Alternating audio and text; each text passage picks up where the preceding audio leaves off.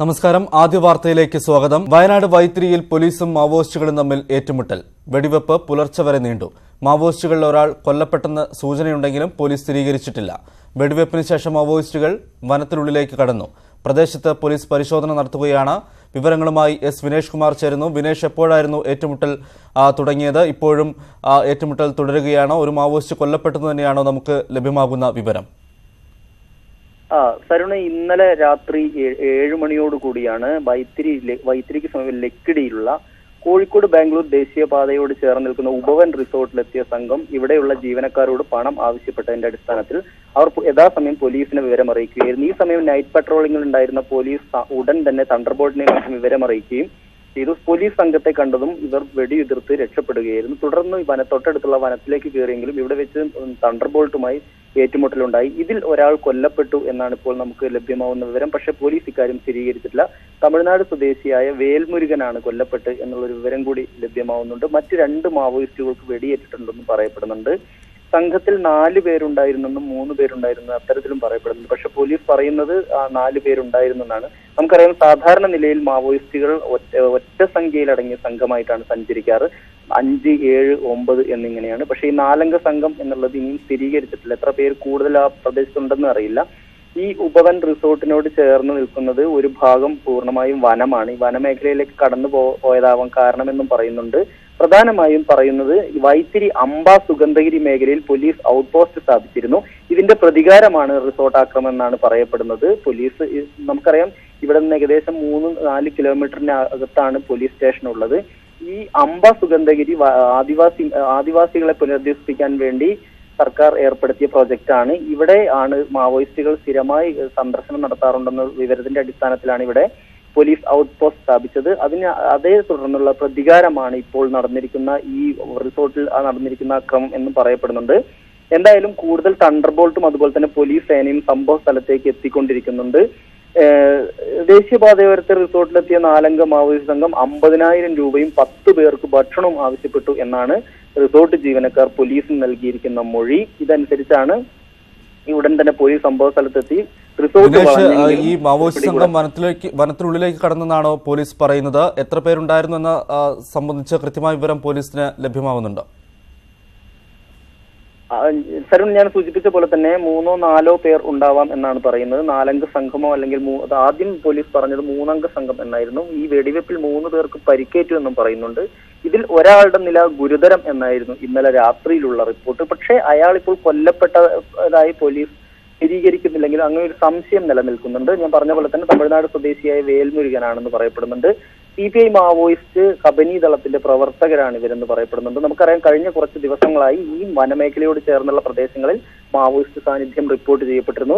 അതായത് ഈ ലക്കിടിക്ക് തൊട്ട് താഴെയുള്ള ചുരത്തിന് താഴെയുള്ള അടിവാരത്ത് 7 മണിയോടുകൂടി മാവോയിസ്റ്റ് സംഘം കഴിഞ്ഞ ദിവസം എത്തുകയും ആളുകളോട് മൊബൈൽ ഫോൺ ഓഫ് ചെയ്യാൻ ഉൾപ്പെടെ പറഞ്ഞുകൊണ്ട് ക്ലാസ് എടുക്കുകയും ഒപ്പം തന്നെ ലഘുലേഖ വിതരണം ചെയ്യുകയും ചെയ്തിരുന്നു.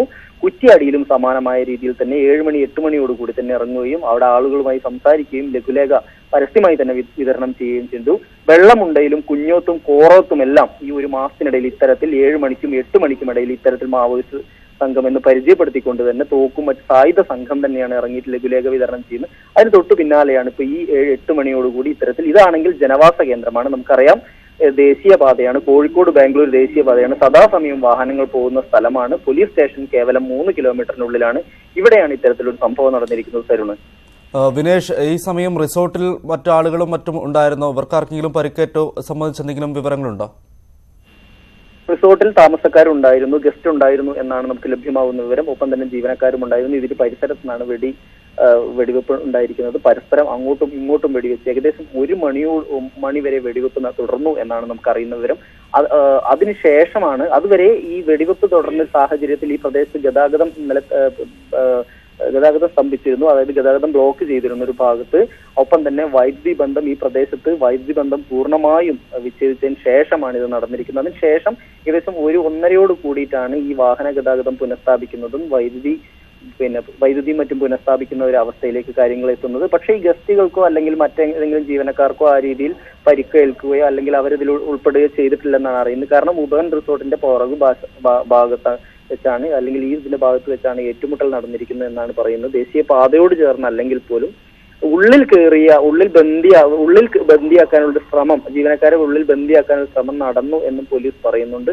അപ്പോഴത്തേക്ക് തണ്ടർബോൾട്ടിന്റെ സമയോചിതമായ ഇടപെടൽ കാരണം ഇതിന്ന് അവർ പിന്മാറുകയും അവർ വെടിയുതിർത്ത് രക്ഷപ്പെടാൻ ശ്രമിക്കുകയാണെന്ന് പറയുന്നു. ഒപ്പം തന്നെ നമുക്ക് അറിയാവുന്ന ഒരു കാര്യം, ഇതിന്റെ ഭൂമിശാസ്ത്രപരമായി വയനാട്ടിൽ ഇപ്പോൾ ഈ ലക്കിടി പ്രദേശത്തിന്റെ ഒരു ഭാഗം പൂർണ്ണമായും കോഴിക്കോട് ഫോറസ്റ്റ് ഡിവിഷനിൽ ചേർന്നതാണ്. രക്ഷപ്പെടാനുള്ള സാധ്യതകൾ കൂടുതലാണ്. മറ്റൊന്ന് വയനാട് സൗത്ത് വയനാട് ഡിവിഷനിൽ വരുന്ന വനമേഖലയാണ്.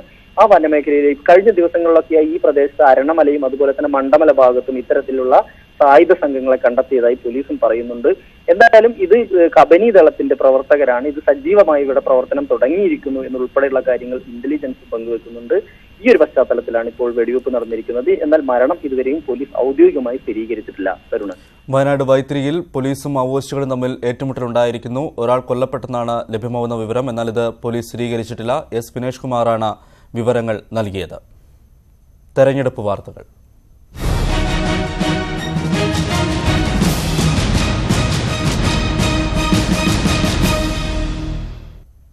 സ്ഥാനാർത്ഥി പട്ടികയ്ക്ക് അന്തിമരൂപം നൽകാൻ CPM സംസ്ഥാന സമിതി ഇന്നും നാളെയും. മണ്ഡലം കമ്മിറ്റികളിൽ നടന്ന ചർച്ചയുടെ അടിസ്ഥാനത്തിൽ സെക്രട്ടേറിയറ്റിന്റെ സ്ഥാനാർത്ഥി നിർദ്ദേശങ്ങളിൽ ചില മാറ്റങ്ങൾ ഉണ്ടായേക്കും. ചാലക്കുടി, പൊന്നാനി, കാസർഗോഡ് മണ്ഡലങ്ങളിലെ സ്ഥാനാർത്ഥികളുടെ കാര്യത്തിൽ കൂടുതൽ ചർച്ചകൾ നടക്കും. പാർലമെന്റ് മണ്ഡലം കമ്മിറ്റികളിൽ നടന്ന ചർച്ചകളുടെ വിശദാംശങ്ങൾ സെക്രട്ടേറിയറ്റ് അംഗങ്ങൾ രാവിലെ ചേരുന്ന സംസ്ഥാന കമ്മിറ്റിയിൽ റിപ്പോർട്ട് ചെയ്യും. അതിന്റെ അടിസ്ഥാനത്തിലാകും തുടർ ചർച്ചകൾ.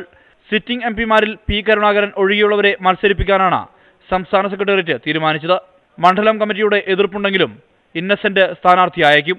പാർട്ടി പറഞ്ഞാൽ എന്തും ചെയ്യും. പോരെ, അതാ പറഞ്ഞ. പിന്നെ ആലക്കുടി എവിടെ വേണേ എന്ത് വേണേ അതൊക്കെ ചെയ്യണ്ടേ. ഞാൻ അത് ചെയ്യേണ്ടതല്ലേ അതിന്റെ മര്യാദ. അവരൊക്കെ പാടക്കൂടിയല്ലേ കഴിഞ്ഞ പ്രാവശ്യം നമ്മൾ ജയിപ്പിച്ചതും ഒരു സീറ്റ് തന്നു. ആർക്ക് എതിർപ്പ് എന്തായി പറയാം. കാസർഗോഡ് KP സതീഷ് ചന്ദ്രന്റെ സ്ഥാനാർത്ഥിത്വവും ചോദ്യം ചെയ്യപ്പെട്ടിട്ടുണ്ട്. എന്നാൽ സതീഷ് ചന്ദ്രനെയും ഒഴിവാക്കാൻ ഇടയില്ല. കോട്ടയത്ത് ജില്ലാ സെക്രട്ടറി VN വാസവൻ സ്ഥാനാർത്ഥിയാകും. പൊന്നാനിയിൽ നിലമ്പൂർ MLA PV അൻവറിനാണ് സാധ്യത. Tanur MLA V. അബ്ദുറഹ്മാന്റെ പേരും പരിഗണനയിലുണ്ട്. പത്തനംതിട്ടയിൽ വീണ ജോർജിന്റെ സ്ഥാനാർത്ഥിത്വത്തിനും മണ്ഡലം കമ്മിറ്റിയുടെ അംഗീകാരമുണ്ട്. എന്നാൽ മത്സരിക്കാൻ താൽപര്യമില്ലെന്ന് വീണ നേതൃത്വത്തെ അറിയിച്ചതായാണ് സൂചന. എങ്കിലും നേതൃത്വം പ്രതീക്ഷ കൈവിടുന്നില്ല. കണ്ണൂരിൽ PK ശ്രീമതിയും വടകരയിൽ P. ജയരാജനും കോഴിക്കോട് A. പ്രദീപ് കുമാറും മത്സരിക്കും.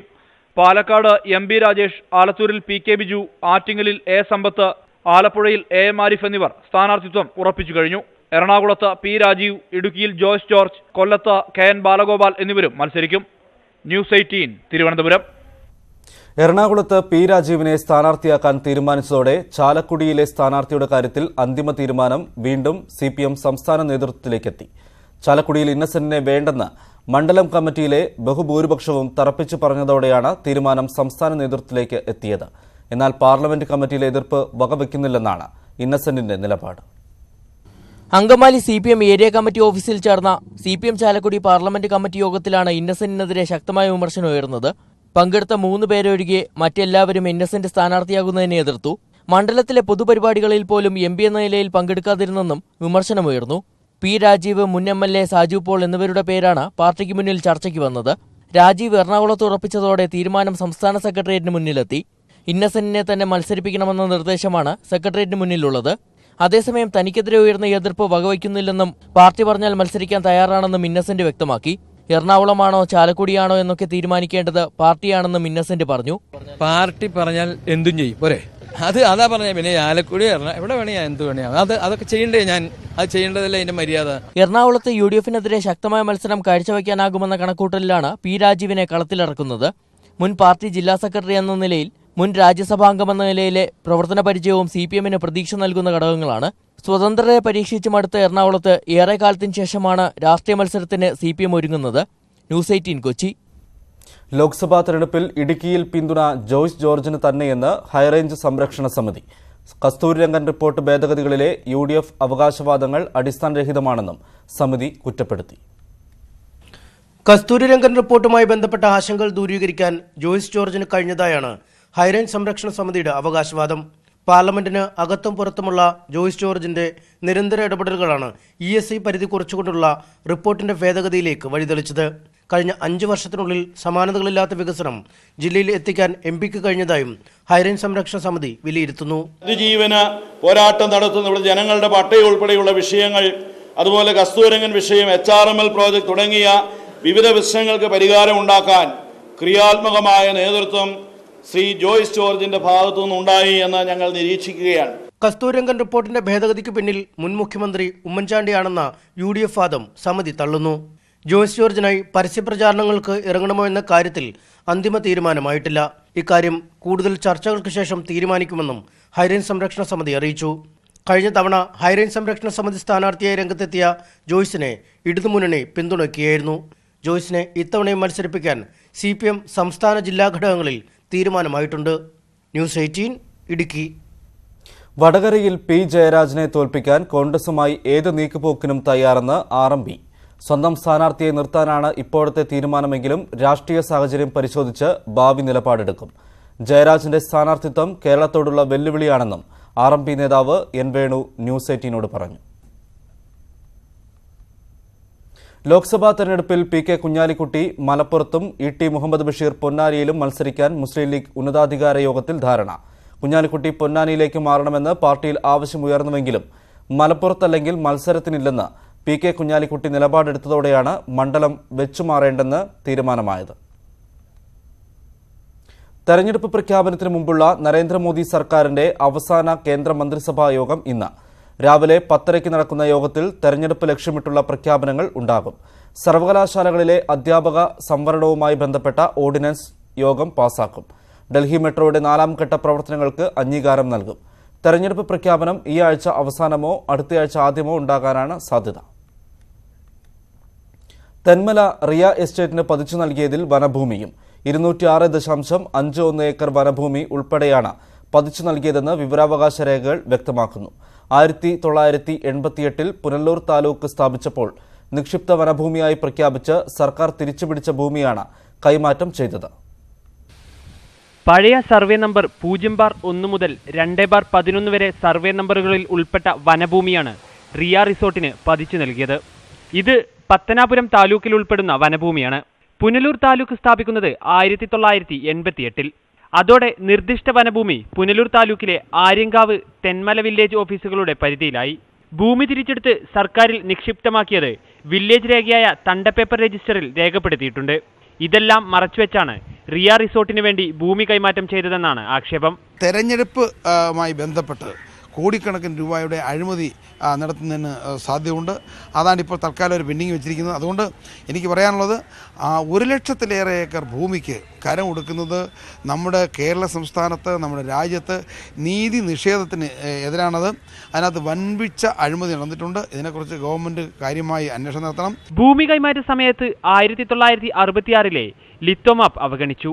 പകരം 1923 വ്യാജ മാപ്പ് ഉപയോഗിച്ച് ഭൂമി അളന്ന് തിട്ടപ്പെടുത്തി. ഹെക്ടർ കണക്ക് ഒഴിവാക്കിയാണ് ഭൂമി കൈമാറ്റം ചെയ്തത്. ഇത് ആകെ 206.51 ഏക്കർ വനഭൂമി വരും. റിയ എസ്റ്റേറ്റിന്റെ ആധാരം അവ്യക്തമായിരുന്നു. ഇത് അവഗണിച്ചാണ് വില്ലേജ് ഓഫീസർ സ്വന്തം തീരുമാനമനുസരിച്ച് കരം സ്വീകരിക്കാൻ തീരുമാനിച്ചതെന്ന് രേഖകൾ വ്യക്തമാക്കുന്നു. ന്യൂസ് 18 കൊല്ലം. വെന്തുരുകി കേരളം.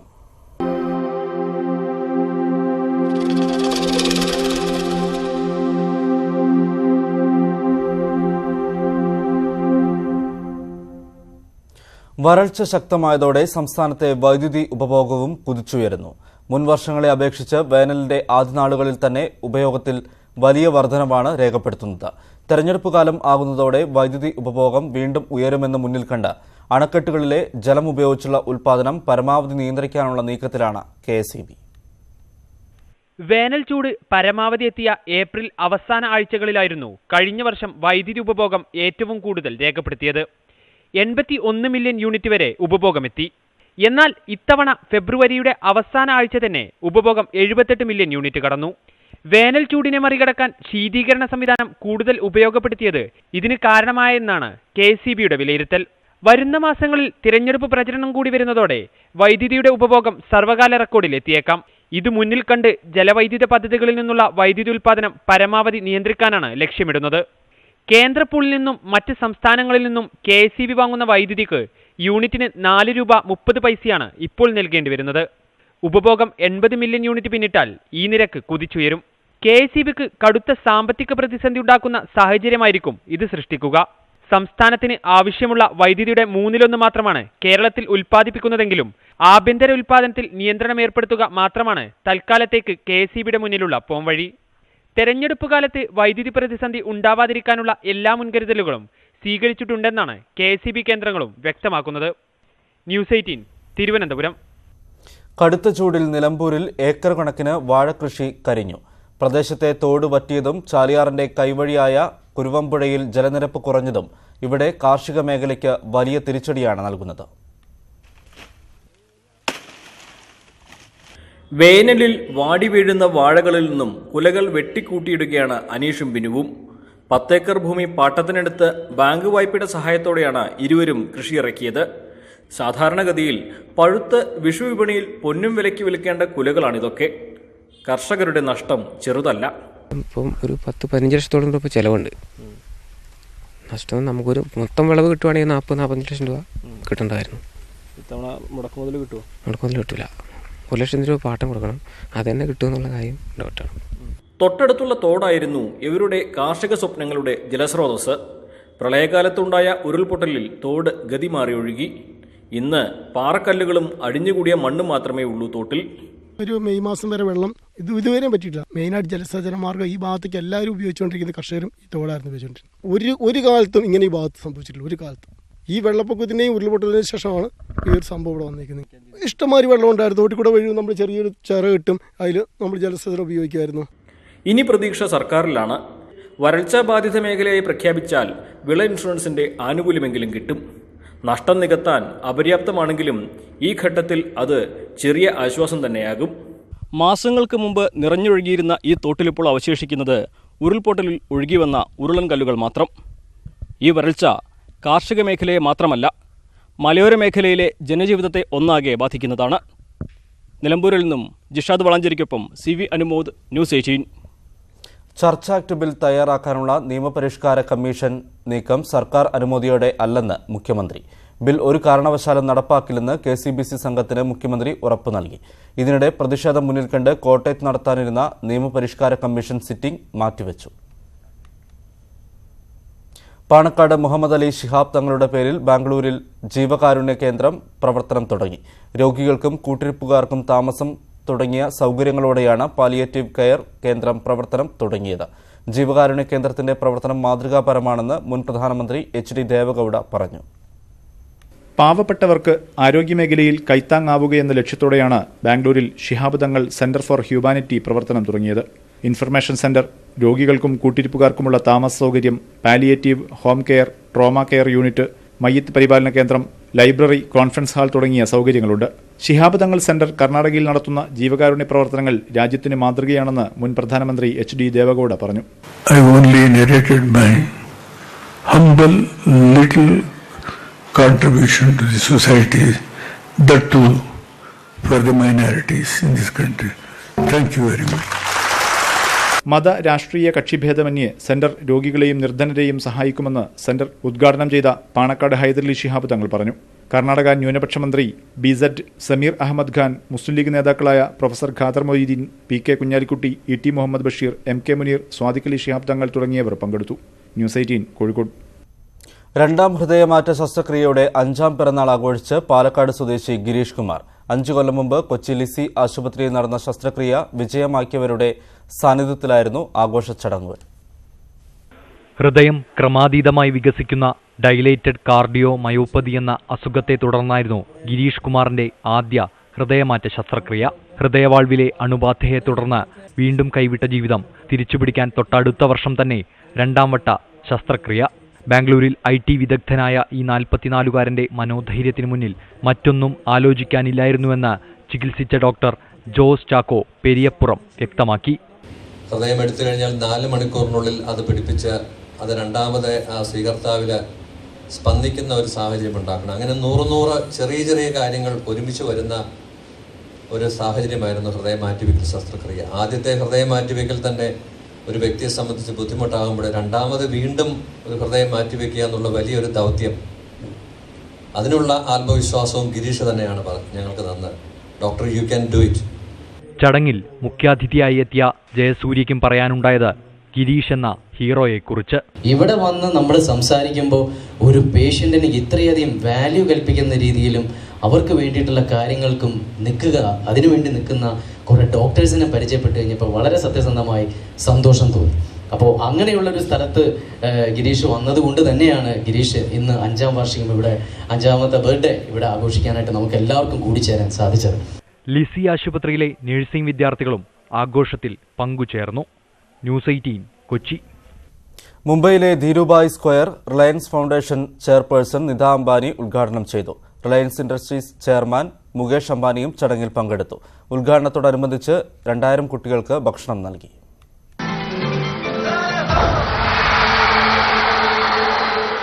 മുംബൈയിൽ ബാന്ദ്ര കുർള കോംപ്ലക്സിന്റെ ജിയോ വേൾഡ് സെന്ററിലായിരുന്നു ധീരുഭായ് സ്ക്വയറിന്റെ ഉദ്ഘാടനം. ലോകോത്തര നിലവാരമുള്ള കൺവെൻഷൻ സെന്ററുകളുള്ള ധീരുഭായ് സ്ക്വയറാണ് റിലയൻസ് ഫൗണ്ടേഷൻ ചെയർപേഴ്സൺ നിത അംബാനി മുംബൈ നഗരത്തിനായി തുറന്നുകൊടുത്തത്. റിലയൻസ് ഇൻഡസ്ട്രീസ് ചെയർമാൻ മുകേഷ് അംബാനിയും മകൻ ആകാശും ചടങ്ങിൽ പങ്കെടുത്തു. രാഷ്ട്ര നിർമ്മാണത്തിന്റെ എല്ലാ മേഖലകളിലും മികവ് കാട്ടാൻ ഇന്ത്യക്ക് കഴിയുമെന്ന് വിശ്വസിച്ച ധീരുഭായ് അംബാനിയുടെ സ്വപ്നം സാക്ഷാത്കരിക്കാൻ സാധിച്ചുവെന്ന് നിത അംബാനി പറഞ്ഞു. Reliance foundation is and always will be deeply committed to building the India of our dreams, a nation that provides equal opportunities to one and all. Mumbai metropolitan region development അതോറിറ്റിയുടെയും റിലയൻസ് ഇൻഡസ്ട്രീസിന്റെയും പൊതുവായ താൽപര്യത്തിലാണ് ധീരുഭായ് സ്ക്വയർ നിർമ്മിച്ചത്. ധീരുഭായ് സ്ക്വയറിന്റെ ഉദ്ഘാടനത്തോടനുബന്ധിച്ച് നിർധന കുടുംബങ്ങളിലെ 2000 കുട്ടികൾക്ക് ഭക്ഷണം നൽകി. ധീരുഭായ് അംബാനി സ്ക്വയറിൽ മ്യൂസിക്കൽ ഫൗണ്ടനും നടത്തി. News desk news 18.